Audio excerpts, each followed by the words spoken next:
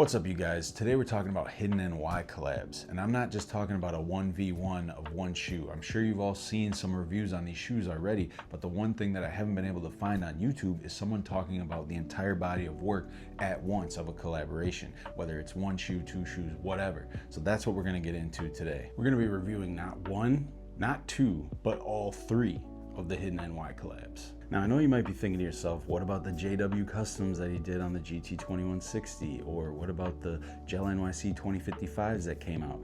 But both of those are more customs than general releases. I mean, they came out officially, but they're hand dyed, they're in such limited quantities, and the resale on them is way too crazy for the average sneakerhead to get a hold of these, so I'm not gonna include those. And then of course, you have the most recent one with the Air Force One, but honestly, that was another thing where it was so limited, the average person wasn't gonna be able to get it.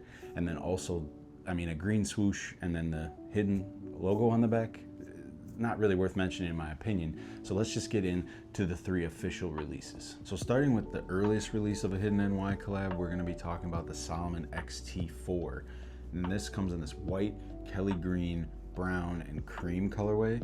Right off the bat, the first thing I like about the XT4 is you get this faux carbon fiber paneling on the upper. That's not specific to Hidden NY collabs. They put that on most XT4 models, but it is a nice contrast to this once you have it in hand and you see that the white mesh on the upper is actually pure white. So that white to cream is a nice little contrast. Moving towards the heel portion, you get this co-branding of the Hidden NY symbol and the Solomon logo. And then moving to the midsole, you have this ACS branding, which stands for Agile Chassis System, which is Salomon's proprietary technology for stabilization. Then on the toe box, you have the Solomon Lab branding right there, which is a nice little extra. And that's just Salomon's laboratory, where that kind of portion of the brand focuses more on performance of all the shoes that they release. You also get that again on the tongue in this white and green and black, XT S Lab 4. And the top of the tongue has the Solomon symbol as well.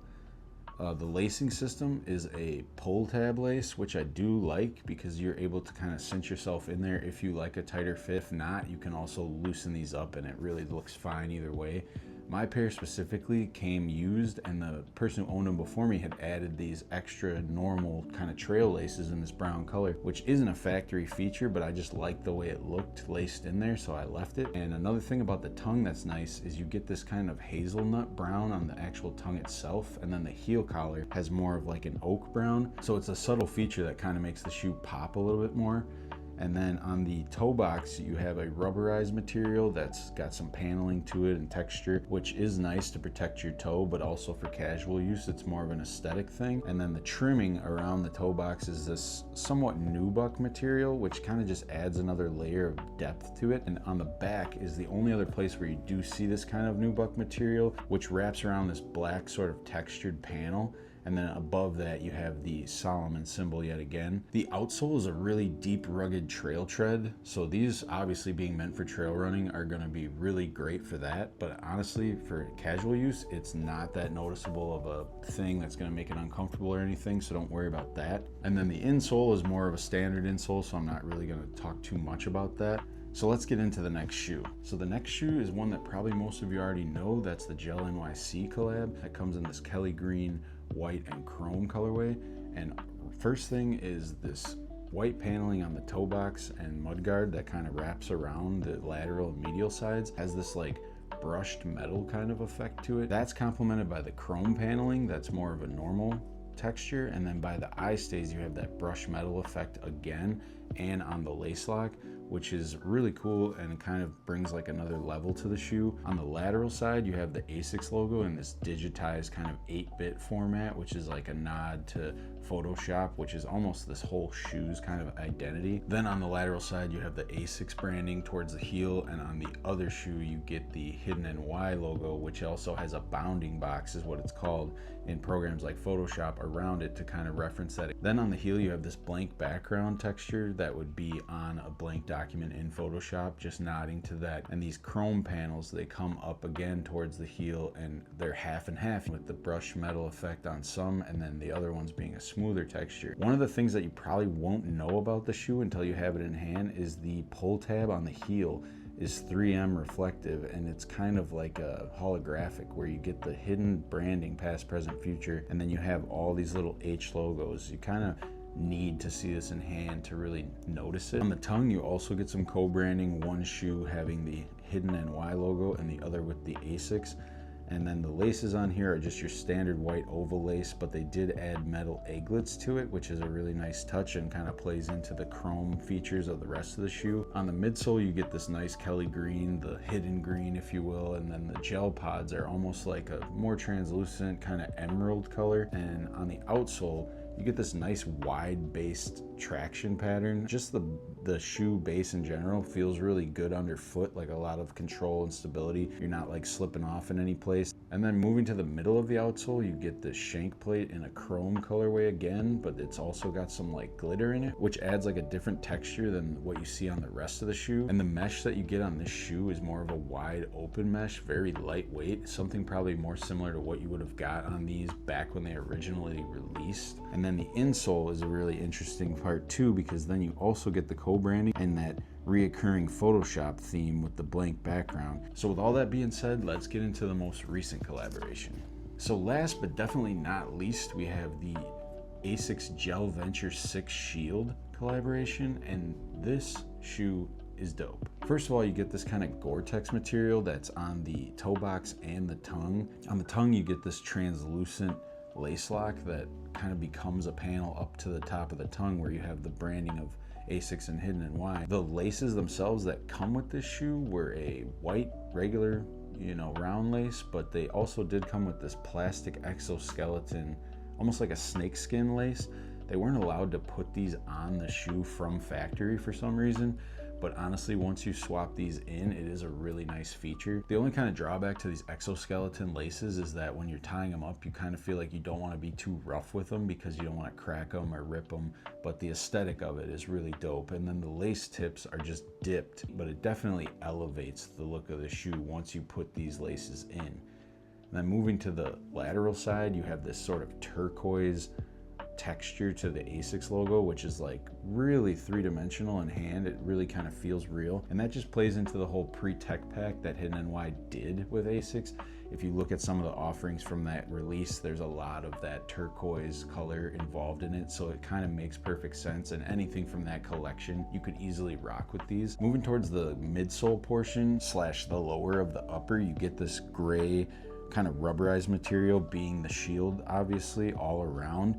But it really just feels like these things would be indestructible. Like you couldn't get these dirty. You'd really have to be trying. And then the other features to the upper is, once again, like the Salomon XT4s, you get this white to cream kind of balance because the overlays on this Gore-Tex material are more of a cream white. Then you get this sort of 3M tooling over it that just, once again, like all the rest of the shoes, adds these subtle elevations to the design. And on the toe box, you have the Hidden NY classic logo. You get this little hit of the classic hidden green at the base lace lock of this lacing system, and that appears again on the heel tab in that classic hidden green with the H logo again. On the outside portion of the midsole, you get some more little subtle Hidden NY branding. Now the outsole is more of a trail design pattern is what I believe this shoe is originally meant for, but casual use, this one is super comfortable. And again, like the Gel NYC has a nice wide base, so you really feel supported throughout. Now on the insoles of these is where you get a really nice extra feature. It comes in that turquoise color again with a topographical grid map of the city streets with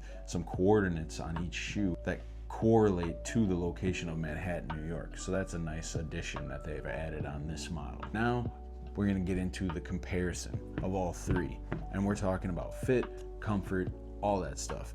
So the Salomon XT4, if you don't own a pair, I feel like is kind of a little bit of a testy model. You do have very little arch support here. It's almost non-existent. I put Move insoles into these. I use the all days, not the baselines. I bought a pair of baselines and honestly, they suck. They feel like your foot's falling off of it. I got nothing but good things to say about the all days, but that new one, they try to make a cheaper one. It's no good. Once you put these insoles in, it changes the fit of the shoe completely. It's way more comfortable. You no longer feel that foot dropping off the inside part. And I have wide and flat feet, so kind of take that for what it is. Maybe you have a different experience with these. But for me, I also had to go up a half size to a full size because in the true to size, my toe is just jammed under this rubber panel and it's super uncomfortable. So going a half size up, it took me back to where my toes just kind of barely kissing the outside of this toe cap, which is a little uncomfortable, but you get used to it. It's not that bad if you're kind of worried about going up a full size. Most people are. But for me, I like a little bit of room in my shoes. So I went up a full size in some of the other ones that I have. These are just a half size, but either one was good. But honestly, going up the full size is preferable for me. It's putting my toe like right about at the just before this toe cap starts, and that's kind of the space that I want to have, especially when you put the move insoles in. Kind of an added, you know, effect to that is that it's going to raise the stack height of your foot in the shoe. So having that little extra space in certain models keeps it from squeezing you vertically versus, you know, uncomfortably on the horizontal side of things. Next, the Gel NYCs. These are not my favorite as far as comfortability goes with Asics. I do like them, but there's a little bit of, you know, I don't know, like your foot's touching some stuff that you kind of don't want it to be. I don't like my shoes to be snug and up on me like that. Some people might, but either way, you can go true to size with these for sure. They're not bad or anything. It's just in comparison to maybe the Gel Quantum Kinetics or comparison to these, I wouldn't put these as top 3 most comfortable Asics that I've had, but not a bad shoe by any means, still good. The main thing that I really like about this shoe is the mesh is super open and breathable. So if it's hot, summertime, you're trying to rock these out, you're good to go. Your foot's not gonna be all sweaty or anything. Overall, these, true to size, you'll be fine. And if you wanna put the move insoles in them, you can still go true to size with these. Last is the Gel Venture 6 Shield, and this one is going for dirt. Like, nobody's buying these. They're really cheap, and I think it's a come up for anybody who does get these because this outsole is so comfortable. Out of all 3 of these, straight out of the box, this one is the one. If you want a comfortable shoe, buy these, because I threw these on straight out of the box and it was a dream. True to size, no issues there. Move insole or no move insole, you're fine either way. The feel on the inside is very plush, like nothing's rubbing up on you any kind of way you don't want to, and it just feels like they're ready to go. So that would be my recommendation. If I had to buy one of all 3 of these, I would definitely go for the Venture 6 Shield. And secondly, if you're going to get the Gel NYCs, solid shoe, dope aesthetic, fits fine, it's comfortable, you'll be good if you've never owned a Gel NYC before. Thirdly and lastly with the Solomon XT4 is just be a little careful with the sizing. Like I said, wide and flat footers do not go true to size. You are gonna be smushed in this shoe. Unfortunately, it only goes up to a size 13. So if you're bigger than that or at that, you might have some problems with sizing. So I would maybe steer clear of this if you're a 13 and above. You're definitely gonna want that move insole in there for sure on these if you have any kind of wide foot, because this here is giving you nothing. So that's the review and comparison of every hidden NY that we've had mass produced to date. And I'm sure there'll be more releases in the future. I look forward to it, big hidden NY fan, so that I'm here for it. But the reason I made this video is because I hadn't seen anybody comparing all 3 of these at the same time. And also there's a lot of videos where I feel like there's lacking depth about, you know, fit or comfort or things to watch out for, all of these types of things that a lot of videos I watch, it's like, oh, it's missing something. So that's kind of a main reason for doing this channel and starting these videos, is I want to give the most in-depth, you know, once you watch this, you feel confident that you can go and buy that shoe and you know what to expect. Because not knowing and getting it and then it's not what you expected sucks. So it's like, I'm trying to cut all that out. And another reason that I'm trying to do this channel is because I don't want to necessarily just talk about, you know, what everyone else is talking about, the newest Jordans or whatever, or oh, these Nikes. It's like, yes, I will be reviewing certain shoes that are newer and coming up into the future, but also I mainly want to focus on more like eclectic kind of, not random shoes, but just sleepers that you may not even know about. So I'm gonna do more collab comparisons where you have multiples of it. There's gonna be the 860 V2s Emilion doors coming, and there's gonna be the Action Bronson 990 V6s coming, because I have all of those. So I'm gonna do a similar type of video like this where I compare all of them at once. But what I wanna know from you guys, if you're into the channel or you got this far in the video, is what kind of random shoes would you want me to do? Because I wanna kind of step outside the box and you know, find you shoes that maybe most people aren't making content on, so you have no idea anything about the shoe, or the video you watch is just not substantial to the information you're trying to get from it. I'm trying to fill the void in that space, so if there's any shoes that you're not seeing videos of and you're interested in or curious about that just nobody's talking about, hit me up in the comments. I will find that shoe, I will make that video. That's what I'm trying to do. And if you guys are really big into hidden and you made it this far, thank you so much for watching, and I got a little treat for you. I'm gonna throw it up right here. There's a podcast called Throwing Fits, and they have the only audio recording with Hidden NY himself. The podcast is like 2-3 hours long or something, so there's a lot of good information in there that you get straight from the man himself that you might not otherwise know. So go ahead and check that out if you're interested. Otherwise, thanks for watching, and I'll catch you on the next one.